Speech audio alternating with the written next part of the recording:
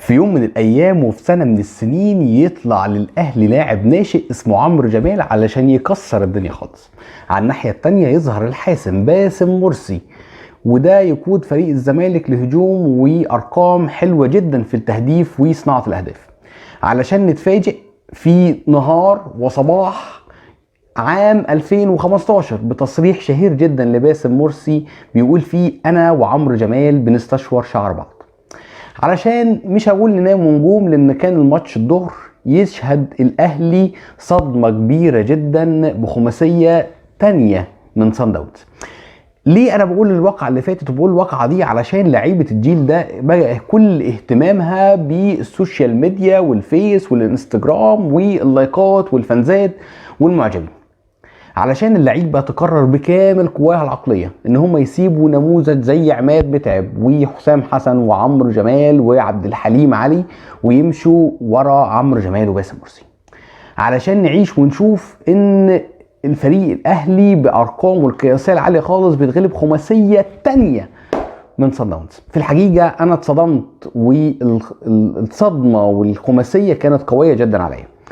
ما كانتش الخماسيه بس اللي قويه جدا عليا، قد ما كانت الخماسيه جدا قويه، لكن الارقام اللي كانت في الماتش هي اللي كانت مرعبه بالنسبه لي. ان الاهلي يتصوب عليه 5 تسديدات يجي منهم 5 تجوان، في الحقيقه ياما دفاع الاهلي دخل فيه الارقام الكبيره ديت. ان يكون ماتش 90 دقيقه يتصوب عليه 5 تسديدات على المرمى، يخش ال5 تسديدات دي، كانت بالنسبه لي لغز كبير خالص في مستوى الشناوي. مستوى الشناوي اللي لعب كتير خالص، اي نعم هو نفس اللاعب اللي شايل 5، لكن ياما شايل الاهلي كتير خالص وياما استحمل الاهلي كتير خالص. في الحقيقه لما تيجي تشوف اعمار اللاعبين في صن داونز ولما تيجي تشوف اعمار اللاعبين في الاهلي، تعرف ليه الفريق كبير خالص على الاهلي، ليه الفريق هو مرعب افريقيا الحقيقي. الحماس ممكن يقودك مره واثنين وثلاثه ان انت تكسب ماتش واثنين وثلاثه، لكن لا يمكن الحماس يقودك دايما تكسب بطولات. لازم قاعده وبناء من تحت. مستوى المنتخب بسم الله ما شاء الله حدث ولا حرج، احنا مش محتاجين نقول ان احنا هزايم على مستوى الكبار، على مستوى الناشئين، على مستوى الشباب. في كل المنتخبات السنغال واخدانا حفت ورد من غير ما حد يقول لي يسأل ويعرف ليه. لما نيجي نشوف الجهاز الفني لصن داونز، تعرف ليه الفريق ده عمل كده، ليه الفريق ده بقى متساعد. ده مش ما كانش متزعم بالكلام ولا بالتصريحات ولا بالبيانات، لكن فريق يضم 2 معدين نفسيين علشان يعرف يتكلم مع اللعيبه. فريق يضم 1 للكرات الثابته، 1 للاوت، 1 لضربات الجزاء والضربات الثابته عموما، وتشوف 2 لحراس المرمى، ده غير المعدين النفسيين اللي موجودين مع الجهاز، علشان يظهر لاعب ناشئ قوي جدا في فريق عنده 21 سنة يعمل معدل تهديفي عظيم جدا بلعب 11 ماتش في افريقيا، يسجل 7 تجوان ويصنع 3، علشان نتفاجئ ان هي دي نفس ارقام كريستو.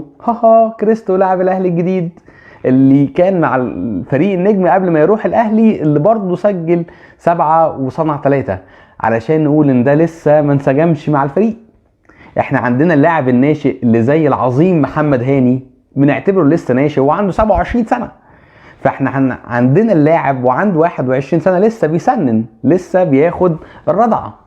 لازم يكون لينا نفس الفكر علشان نقدر نطلع لاعبين ناشئين محترمين يقودوا المنتخب على مستوى التهديفي. في الحقيقه الاهلي لسه قدامه فرصه ان هو يصعد، اي نعم مش بايدينا. انا كنت خايف من صن داونز ان هو يتعادل مع الهلال او يخلي نفسه يتغلب من الهلال ويلعب بالناشئين مع الهلال عشان يتغلب ويخلي الاهلي ما يصعدش، لانه هو عايز من مصلحته ان هو يفقد الاهلي في الادوار النهائيه. لكن بعد مستوى الاهلي المزر ده، عايز اقول لكم ان مش صن داونز اللي هيطلع الاهلي هو اللي هيطلع نفسه. وانا واثق ان الاهلي لو لعب بنفس المستوى ده قدام الهلال او قدام القطن هيكون في اداء كارثي للفريق.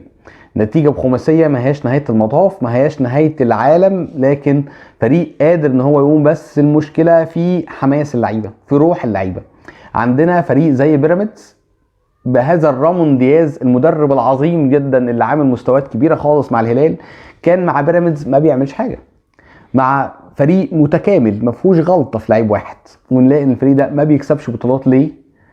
بسبب اداء الوظيفي للعيبه. اللعيبه حاسه ان هم موظفين، وده اللي واحده بواحده وسنه بسنه ويوم بيوم وحياه بعد حياه وجيل بعد جيل بنتفاجئ ان الوباء ده بينتشر للعيبه الاهلي والزمالك وكل انديه الجدول، ان اللعيبه بقوا موظفين في الملعب. في الحقيقه ده لسان كل الاهلاويه، احنا مش بنخترع لغه جديده ولا كوره جديده، دي لسان كل الاهلاويه. معاكم ابو سمره. لو عجبكم محتوى الفيديو اللي بيعبر عن راي كل واحد فينا، من فضلك اعمل سبسكرايب ومتابعه للفيديو. شكرا ليكم.